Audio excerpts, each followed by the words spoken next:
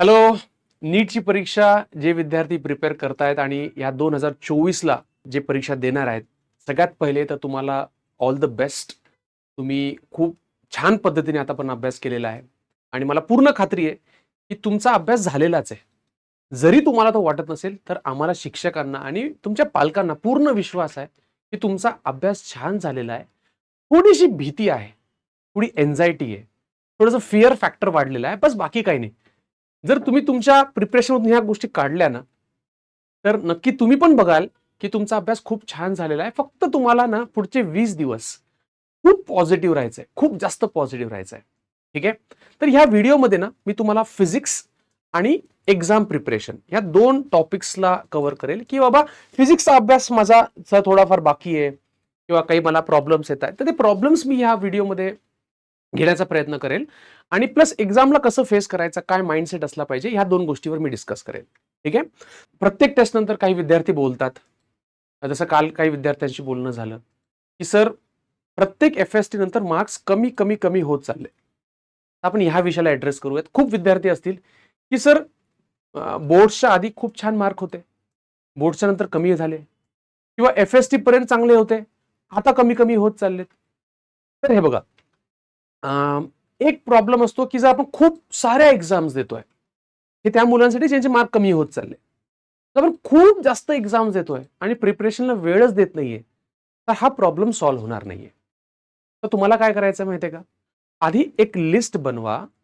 जसं फिजिक्सचं बोलतो मी तुम्हाला, की असे किती प्रश्न असतील, जे तुम्हाला येतात, पण घरी गेल्या म्हणजे एक्झाममध्ये येत असतात ते, पण एक्झाममध्ये कन्फ्यूज होऊन जातात. तर घरी गेल्यावर कळतं, "अरे यार, हे तर मला येत होतं." असे 5-10 प्रश्न असतात. चला 5 प्रश्न पकडूयात. तर विचार करा, निगेटिव्ह मार्क ॲड करून 5 25 मार्क. फक्त 25 मार्क तुम्हाला जे तुमच्या हक्काचे होते, ते तुमचे चुकले. किंवा असे काही प्रश्न असतील, आठवा बरं असे किती प्रश्न असतात, की तुम्हाला सगळं येतं, पण फक्त फॉर्म्युला चुकतो. असे 2-3 प्रश्न असतील. फक्त फॉर्म्युला चुकतो. तर ते फॉर्म्युले वाचण्यासाठी तुम्हाला वेळ द्यावा लागेल ना. तुम्ही आज पेपर दिला. तुम्हाला कळालं, की यार मला हे येत होतं, पण मला फॉर्म्युला आठवला नाही. मग ते फॉर्म्युले वाचण्यासाठी, रिवाईज करण्यासाठी वेळ तर द्यावा लागेल ना. तुम्ही लगेच दुसरी टेस्ट देऊन टाकता. पुन्हा मार्क कमी होतात. मग कॉन्फिडन्स कमीच होणार ना बेटा.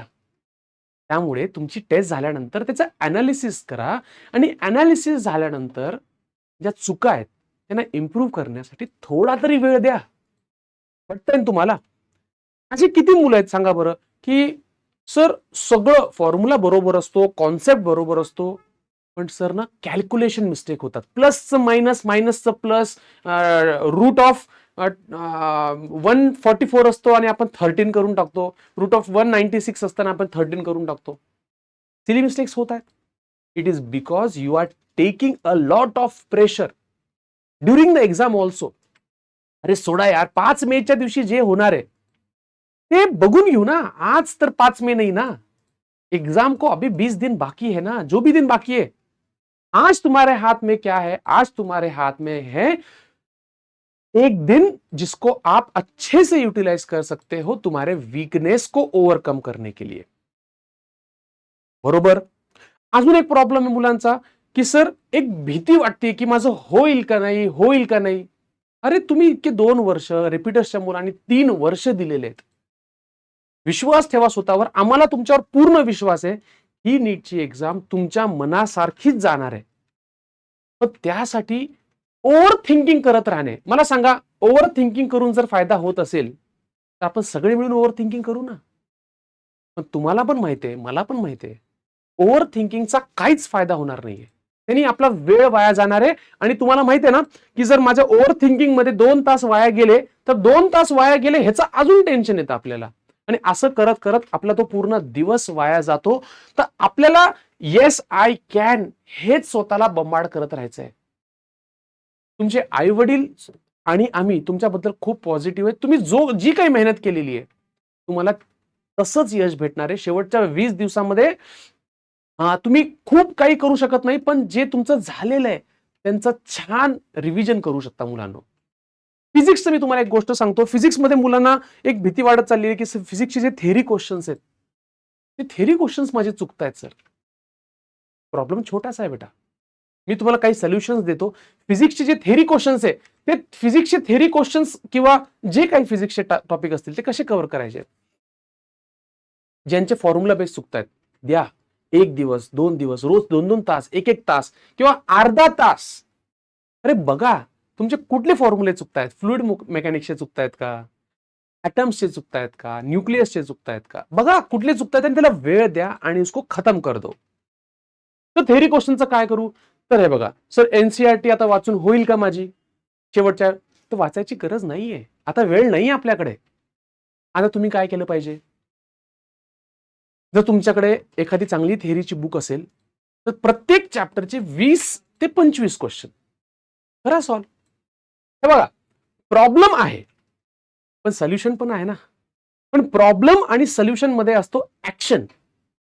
जोपर्यंत त्या प्रॉब्लेमचं जे काही सोल्युशन आहे त्याला तुम्ही ऍक्शन मध्ये कन्वर्ट करणार नाही तो प्रॉब्लेमच राहणार आहे आणि तो तुम्हाला खूप त्रास देणार आहे, छळणार आहे तुम्हाला तो. कशाला स्वतःचा छळ करून घेता. तुम्हाला थेरीमध्ये प्रॉब्लेम आहे, H.C. वर्मा उचला, त्याच्यामधले ऑब्जेक्टिव्ह 1 30 चॅप्टर आहे, प्रत्येक चॅप्टरमध्ये 10 ऑब्जेक्टिव्ह आहे. थेरी करा सॉल्व वेळ असेल तर. त्याच्यापेक्षा कमी लेवल पाहिजे तुम्ही PYQ सॉल्व करा. घ्या PYQचं बुक, फक्त थेरी क्वेश्चन टिक मार्क करा, करा पुन्हा पुन्हा सॉल्व करा. एखादं मार्केटमधून जा, एखादा पप्पाला सांगा एखादं असर्शन रिझनचं पुस्तक विकत घेऊन आणा, करा assertion reason solve.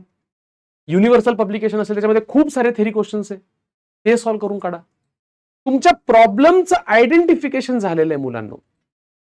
Problem identify झालेला आहे, त्याचं सोल्युशन सुद्धा तुम्हाला माहित आहे.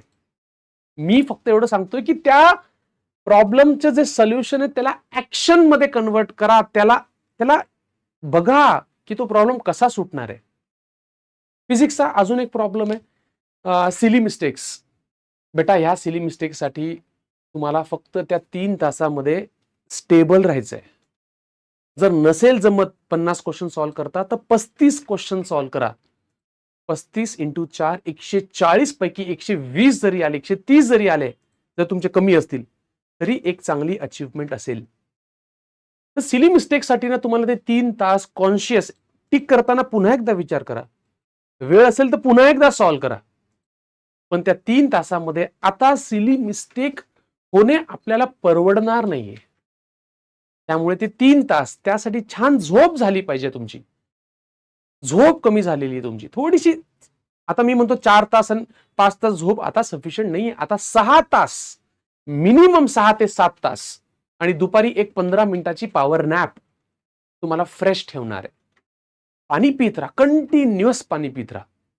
म्हणजे दिवस रात्र तेच नाही पण हायड्रेटेड ठेवा स्वतःला. फ्रुट्स खा.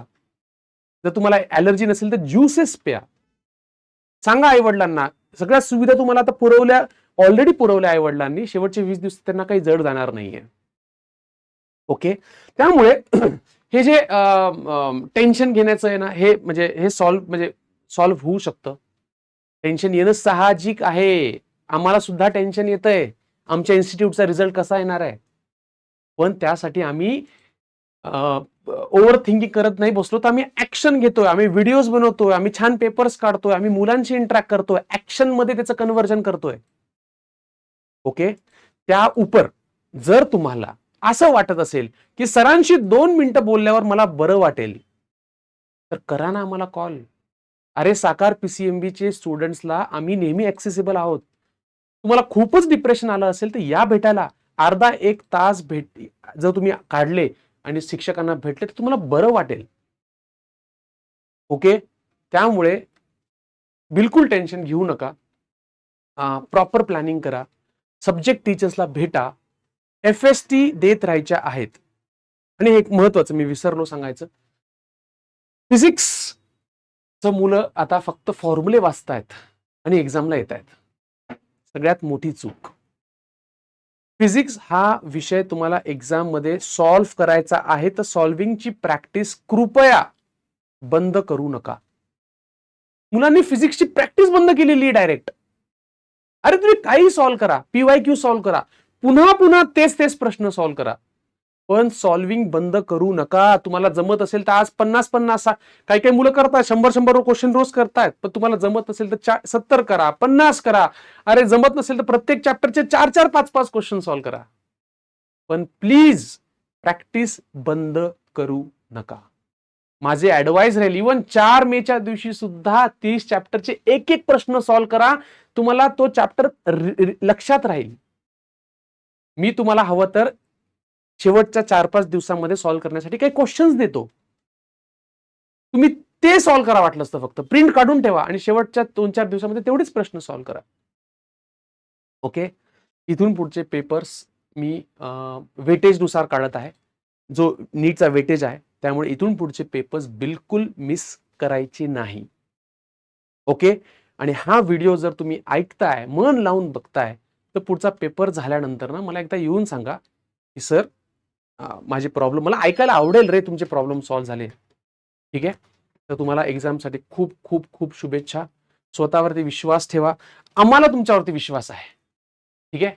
सो स्टॉप ओव्हर थिंकिंग एवढं सांगेल आणि ऍक्शन्स वरती फोकस करा. काय करता येईल आज ते बघा.